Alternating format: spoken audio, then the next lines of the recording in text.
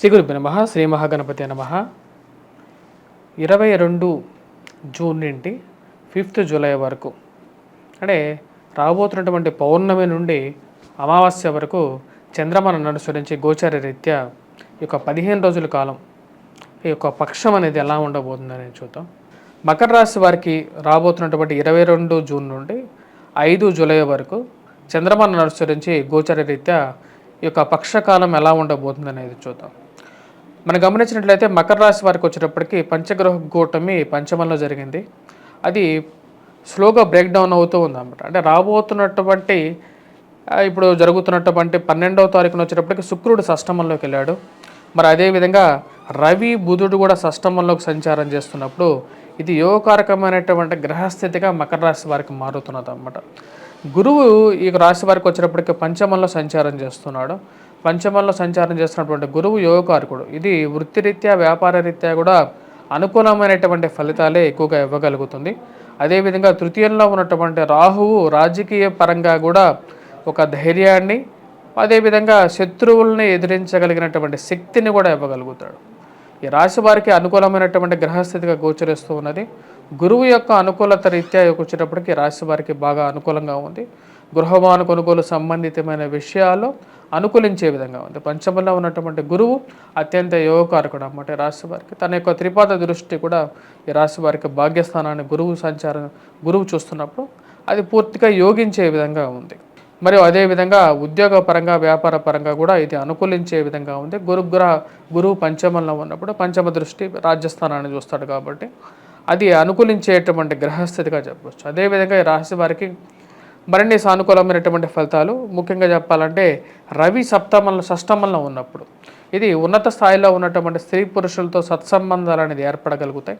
ఎందుకంటే జూన్ 16వ తారీఖున జరిగినటువంటి రవిగ్రహ సంచారం బుధగ్రహ సంచారం షష్టమంలో ఉన్నప్పుడు రాబోతున్నటువంటి నెల రోజుల పాటు రవి వచ్చేటప్పటికి 30 రోజులు ట్రాన్సిట్ అన్నమాట. 30 రోజుల పాటు తను ఉండైతే షష్టమంలో ఉంటాడు కాబట్టి ఉన్నత స్థాయిలో ఉన్నటువంటి స్త్రీ పురుషులు సత్సంబంధాలు, ప్రమోషన్స్, ఇంక్రిమెంట్స్ విషయాల్లో కూడా ముందుకు ఉండటం అనేది జరుగుతుంది. ఈ యొక్క విషయాలు అయితే క్లియర్గా ఉన్నాయి. ఆ విషయాల్లో ఎటువంటి డౌట్ అనేది అవసరం లేదు.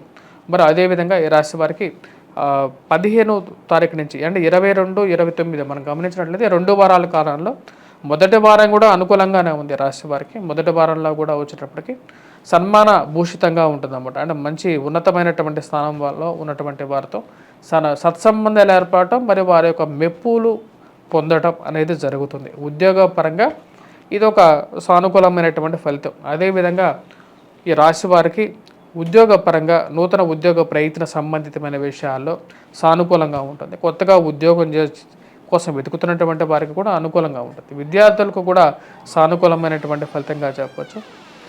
గృహ కొనుగోలు సంబంధితమైన విషయాల్లో ముఖ్యంగా గురువు యొక్క అనుకూలత అనేది బాగా కలిసి వచ్చే విధంగా ఉంది రాశి వారికి. రాశి వారికి వచ్చినప్పటికీ భాగ్యస్థానాల్లో కేతుగ్రహ సంచారం అనేది అంత అనుకూలమైనటువంటి ఫలితాలు ఇవ్వట్లేదు. చిన్న చిన్న విషయాలు దగ్గరగా పెద్ద విషయాలు కూడా దగ్గరగా వచ్చి దూరంగా జరగడానికి ఆస్కారం అనేది గోచరిస్తున్నది. ఆ యొక్క విషయంలో వచ్చేటప్పటికి ఈ యొక్క రాశి వారు చేసుకోవాల్సినటువంటి పరిహారాల రీత్యా వచ్చేటప్పటికి వినాయక స్థుతిని సాధించడం, అలాగే వినాయకుడిని పూజించడం వల్ల కొంచెం అనుకూలత అనేది పెరగడానికి ఆస్కారం అనేది గోచరిస్తున్నది.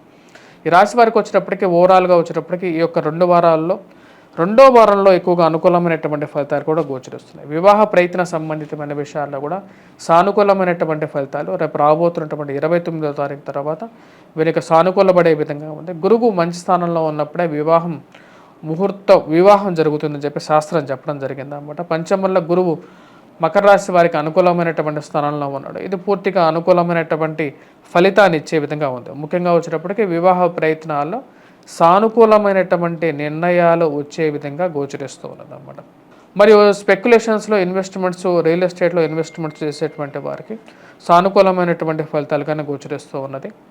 2 వారాల్లో 2వ వారం అనేది ఎక్కువగా అనుకూలమైనటువంటి ఫలితాలు వచ్చే విధంగా ఉంది. ఎందుకంటే ఈ రాశి వారికి సప్తమంలోకి బుధగ్రహ సంచారం జరుగుతున్నప్పుడు బుధుడి యొక్క దృష్టి కరెక్ట్గా వచ్చినప్పటికీ ఈ రాశి వారి మీద పడే విధంగా ఉందన్నమాట. సప్తమంలో ఉన్నప్పుడు సప్తమాన్నే చూస్తాడు కాబట్టి బుధుడు తన యొక్క సప్తమ దృష్టి అనేది తన యొక్క మకర రాశి మీద ఉంటుంది కాబట్టి అది ఫైనాన్షియల్గా స్పెక్యులేషన్స్లో అనుకూలమైనటువంటి ఫలితాలు ఇచ్చే విధంగా ఉంది.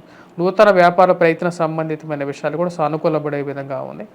ఈ యొక్క రాశి వారికి పంచమంలో గురువు యోగకారకమైనటువంటి స్థానంలో ఉన్నాడు. ఇది అనుకూలించేటువంటి గ్రహస్థితిగా గోచరిస్తున్నది. స్పెక్యులేషన్స్లో ఇన్వెస్ట్మెంట్స్ అనేది కలిసి వచ్చే విధంగా ఉందన్నమాట. మరియు అదేవిధంగా ధనస్థానంలో శని అనేది ఈ రాశి వారికి వచ్చేటప్పటికి సంపాదించిన డబ్బులో ఎక్కువ భాగం వచ్చేటప్పటికి ఖర్చును సూచిస్తూ ఉందన్నమాట. అంటే ఇరుగు పొరుగు సఖ్యత విషయంలో వీరు మాట్లాడేటప్పుడు కొంచెం జాగ్రత్తగా మాట్లాడాలి. అదేవిధంగా ఖర్చు పెట్టే ప్రతి రూపాయి విషయంలో ఎటు వెళ్తుంది ఈ డబ్బు అనేది ఒక ట్రాకింగ్ అనేది మెయింటైన్ చేసుకున్నట్లయితే సానుకూలమైనటువంటి ఫలితాలు ఎక్కువగా ఉంటాయి అన్నమాట.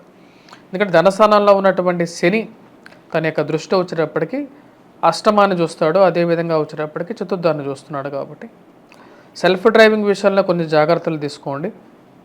అదేవిధంగా అష్టమ దృష్టి పడినప్పుడు జీవిత భాగస్వామి ఆరోగ్య సంబంధితమైన విషయాల్లో తగు జాగ్రత్తలు అనేది అవసరం. ఫ్రెండ్స్ చుట్టుపక్కల ఉన్నవారు ఎటువంటి వారు మంచివారా కాదా, మీ ముందు బాగానే మాట్లాడుతున్నారు, వెనకాలకు పోయి నవ్వుతున్నారా లేదా అనే విషయాన్ని ఒకటికి 2 సార్లు గమనించండి. ఎందుకంటే శని యొక్క త్రిపాద దృష్టి అనేది రాశి వారికి లాభస్థానం మీద ఉందన్నమాట. అంటే పాప దృష్టి ఎప్పుడైతే లాభస్థానం మీద ఉంటుందో స్నేహితులతో తత్సంబంధాలు మెయింటైన్ చేసేటప్పుడు రిలేషన్షిప్స్లో ఎక్కువగా ఇష్యూస్ అనేవి అరైజ్ అవుతూ ఉంటాయి అన్నమాట. ఆ ఇష్యూస్ని ఒకటికి 2 సార్లు గమనించండి.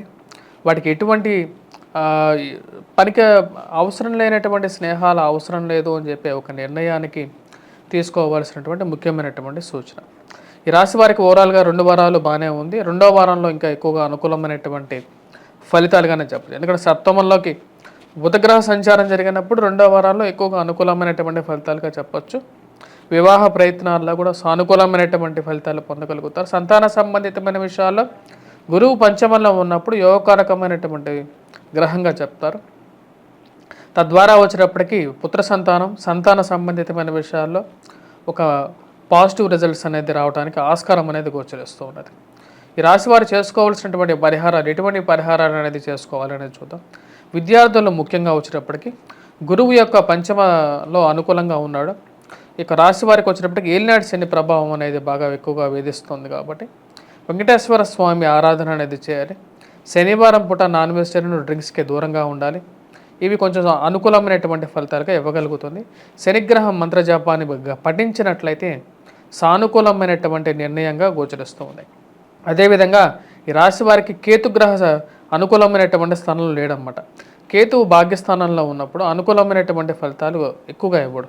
కాబట్టి భాగ్యాల్లో ఉన్నటువంటి కేతుగ్రహ అనుకూలత రీత్యా వినాయక గ్రహానికి అనుకూలతకి వినాయకుడిని ఎక్కువగా పూజించటం, వినాయకుడికి ముఖ్యంగా ఓం గం గణపతియే నమః అనే ఒక మంత్రాన్ని ముఖ్యంగా డ్రైవింగ్ చేసేటప్పుడు కానీ ఇంట్లోంచి బయటకు వెళ్ళేటప్పుడు కానీ ఆ యొక్క మంత్రాన్ని పఠించి ఇంట్లోంచి బయటకు వెళ్ళినట్లయితే సానుకూలమైనటువంటి ఫలితాలు అనేవి రాశి వారు ఎక్కువగా పొందడం అనేది జరుగుతుంది.